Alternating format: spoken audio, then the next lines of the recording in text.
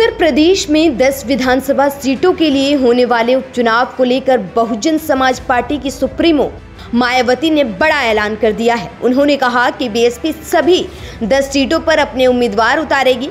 मायावती ने पार्टी की बैठक में कहा कि केंद्र और यूपी की सरकार महंगाई, बेरोजगारी, पिछड़ेपन से ध्यान हटाने के लिए बुलडोजर का सहारा ले रही है और धार्मिक उन्माद फैला रही है। साथ ही उन्होंने मस्जिद, मदरसा संचालन और वक्फ में जबरदस्ती दखलंदाजी का भी आरोप लगाया।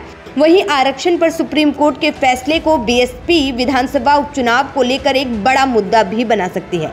मायावती ने आज लखनऊ स्थित पार्टी के प्रदेश कार्यालय में यूपी स्टेट पार्टी यूनिट के सीनियर पदाधिकारियों और जिला अध्यक्षों के साथ अहम बैठक ली। इस बैठक में पार्टी का जनाधार बढ़ाने के लिए पिछली बैठक में दिए गए जरूरी दिशा निर्देश की प्रगति रिपोर्ट भी ली गई। विधानसभा उपचुनाव को लेकर जमीनी तैयारियां तेज कर दी गई हैं। मायावती ने इस बैठक में फूलपुर और मझवा से पार्टी उम्मीदवार का ऐलान भी कर दिया है। हालांकि आपको बता दें कि आधिकारिक रूप पर उम्मीदवारों के नामों की घोषणा नहीं की गई है। मायावती के लिए इस चुनाव में एक एक वोट बेहद महत्वपूर्ण है। आपको बता दें कि यूपी में मायावती और उनकी पार्टी सबसे मुश्किल दौर से इस वक्त गुजर रही है। लोकसभा में बीएसपी का यहां पर एक भी सांसद नहीं बन पाया। पिछले 10 साल में ये दूसरी बार हुआ है कि लोकसभा में मायावती का एक भी एमपी नहीं बैठा हुआ है। 2014 के लोकसभा चुनाव में भी बसपा का एक भी उम्मीदवार नहीं जीत पाया था। मायावती 4 बार यूपी की मुख्यमंत्री रह चुकी हैं।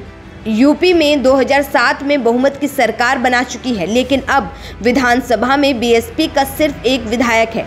कभी मायावती दलितों की सबसे बड़ी नेता के रूप में दिखाई देती थी, लेकिन दलित वोट अब बड़ी तादाद में उनसे दूर होते हुए दिखते हैं।